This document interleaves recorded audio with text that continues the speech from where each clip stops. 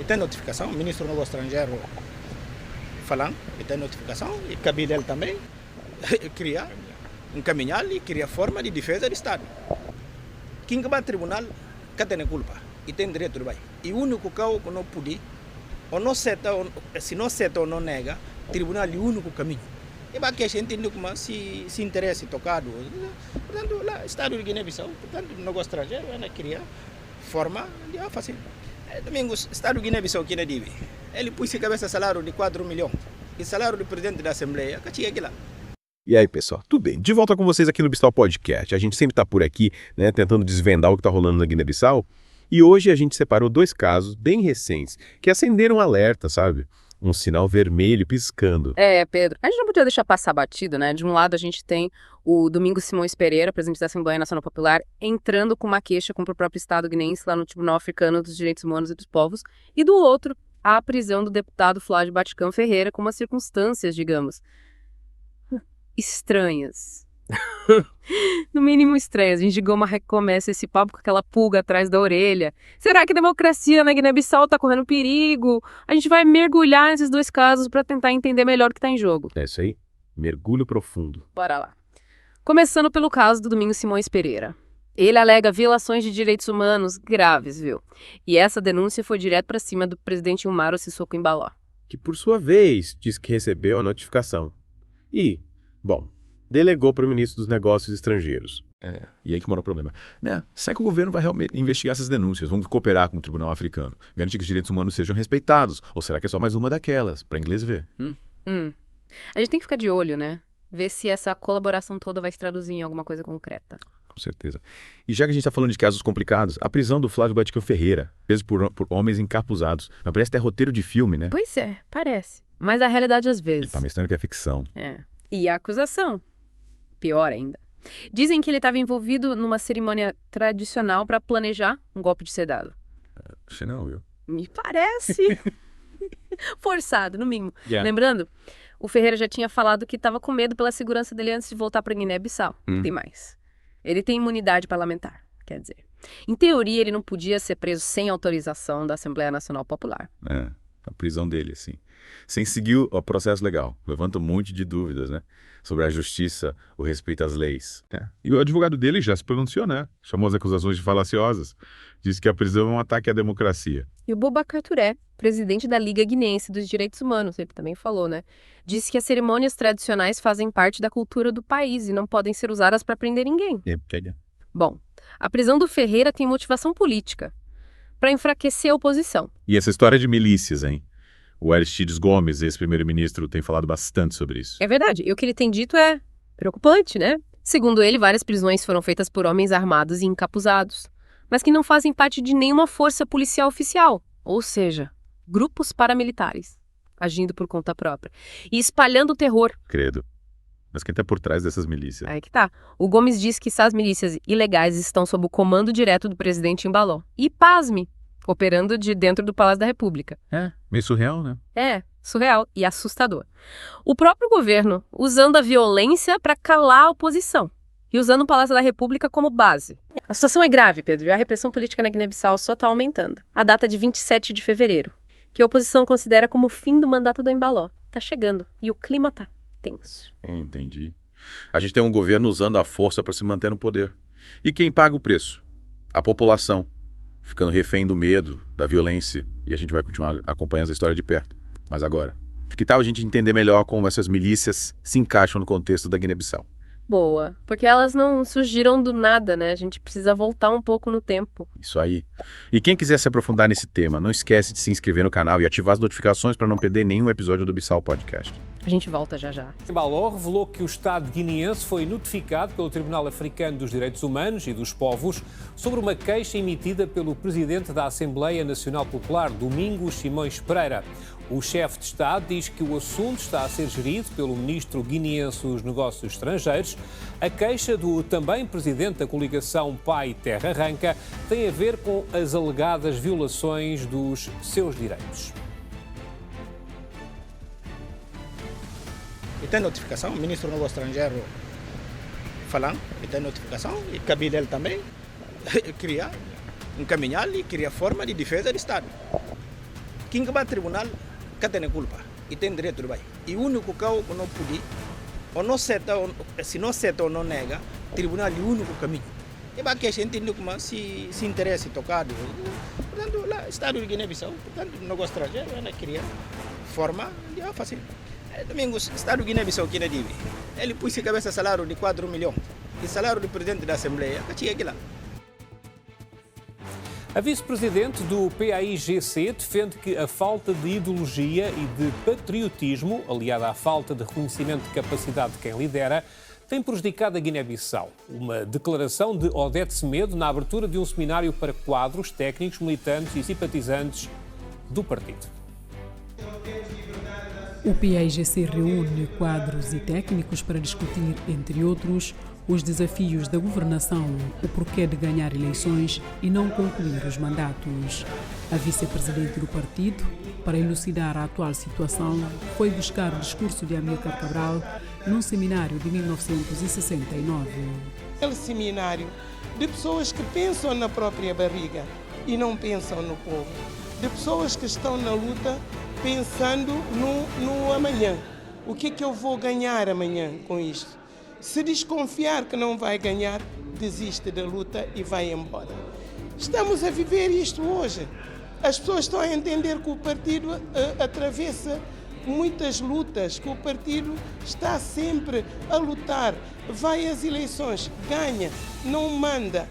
Então, vamos discutir isto, nós quadros do PAIGC. Segundo Odete Semedo, os militantes têm de ter a ousadia para autocríticas. Só a verdade é que nos vai dar um país sossegado. Enquanto a gente corre atrás de quem dá mais, atrás de quem dá aquilo mesmo em que nós não acreditamos, mas nós vamos porque temos ganho. É uma pena. É uma pena ver gente com capacidade, gente formada, numa fila indiana. É muita pena. Mas nós não vamos desistir.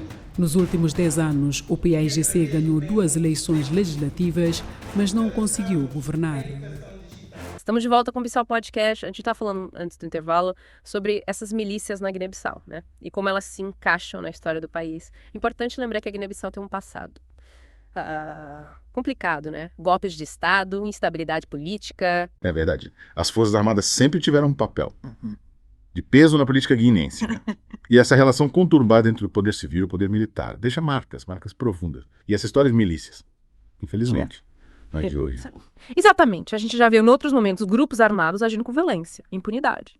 E a gente pode traçar um paralelo entre essas milícias e, sei lá, Tonton Macuti no Haiti, durante a ditadura do Duvalier, ou os Esquadrões da Morte aqui no Brasil, durante a ditadura militar. Grupos paramilitares acima da lei, usando a violência para silenciar opositores, controlar a população. E o problema é que, a existência dessas milícias é um sinal, né, de que as instituições democráticas, o Estado de Direito, estão enfraquecidos. Totalmente. Quando grupos armados agem livremente, quer dizer, que o Estado não consegue garantir a segurança da população, o cumprimento das leis. E a impunidade gera mais violência, né? Mais criminalidade. Se os crimes não são investigados, se os culpados não são punidos, a mensagem a violência é tolerada. É aí.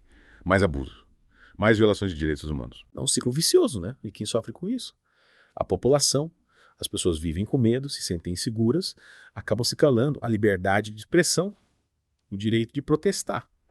Ficam comprometidos. Sem falar na liberdade de imprensa, né? Que também tá sob ataque, jornalistas sendo ameaçados, perseguidos, agredidos, só por fazerem o seu trabalho. Informar a população. Assim, básico, né? Não é, assim, uma imprensa livre, independente, não tem como garantir a transparência, a responsabilização dos governantes. Sem informação, a população fica... vulnerável, né? E a gente precisa defender a liberdade de imprensa, com unhas e dentes. Os jornalistas são os olhos e ouvidos da sociedade. Concordo. E a gente, quando pode fazer? Às vezes a gente se sente impotente, né? Diante de tudo isso. Mas a gente não pode se deixar abater. A gente precisa se manter informado, buscar fontes confiáveis, né? Não cair em boatos, fake news. Ter um olhar crítico. Questiona tudo. E se engajar, né? Participar de debates, expressar nossa opinião. Pressionar os nossos representantes. Exigir que eles façam alguma coisa para proteger os direitos humanos, a democracia. E as redes sociais, né? Que são uma ferramenta poderosa para denunciar abusos, mobilizar. Mas a gente precisa usar com responsabilidade, né? Checar as informações, evitar fake news. Usar as redes sociais para promover o diálogo, a paz, a democracia.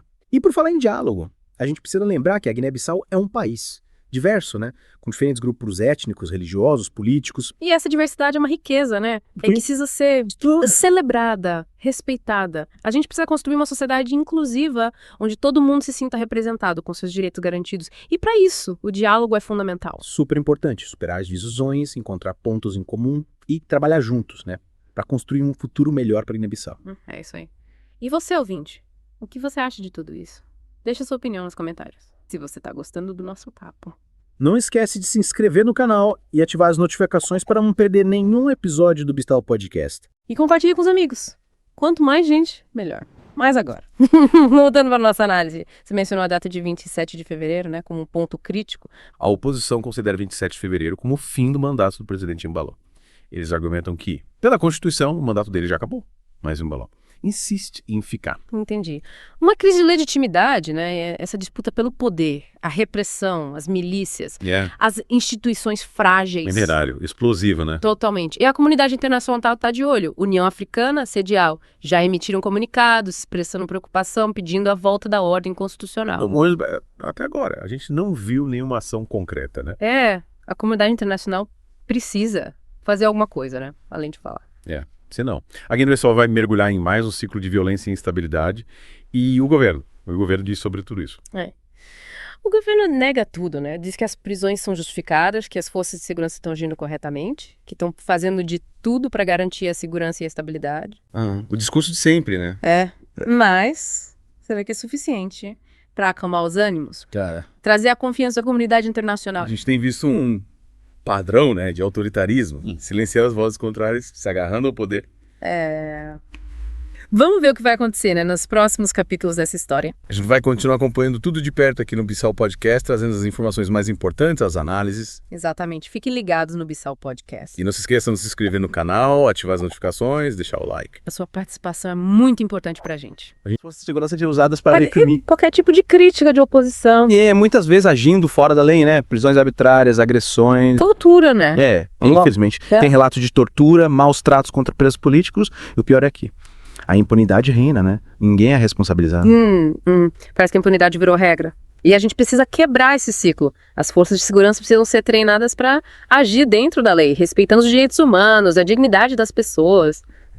E a gente precisa de mecanismos de controle, né? De responsabilização, para que os abusos sejam punidos. Concordo. Uma reforma profunda nas forças de segurança, para garantir que elas sejam imparciais, profissionais, que respeitem os direitos humanos. E a sociedade civil tem um papel fundamental nisso, né? Cobrando, fiscalizando, denunciando. A gente não pode se calar. É isso aí, a gente precisa ficar atento, mobilizado, para garantir que as forças de segurança estejam ao serviço da população. E não de interesses políticos. A Guiné-Bissau não pode repetir os erros do passado, né? Quando as forças de segurança eram usadas para perseguir opositores, para calar o povo.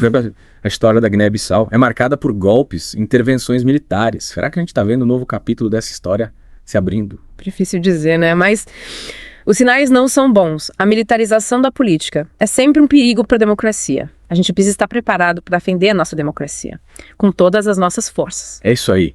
A Guiné-Bissau precisa de paz, de justiça, de desenvolvimento e de democracia. A gente, como cidadãos, tem o dever de lutar por um futuro melhor para nossa nação. É isso aí. E para terminar, deixa uma pergunta para nossa audiência. O que você acha que precisa ser feito para fortalecer a democracia e o Estado de Direito na Guiné-Bissau? Deixa sua opinião nos comentários. A gente quer saber a sua opinião. E não esqueçam de se inscrever no canal, ativar as notificações, compartilhar esse episódio com os amigos. Juntos a gente pode fazer diferença. Um grande abraço a todos e até a próxima.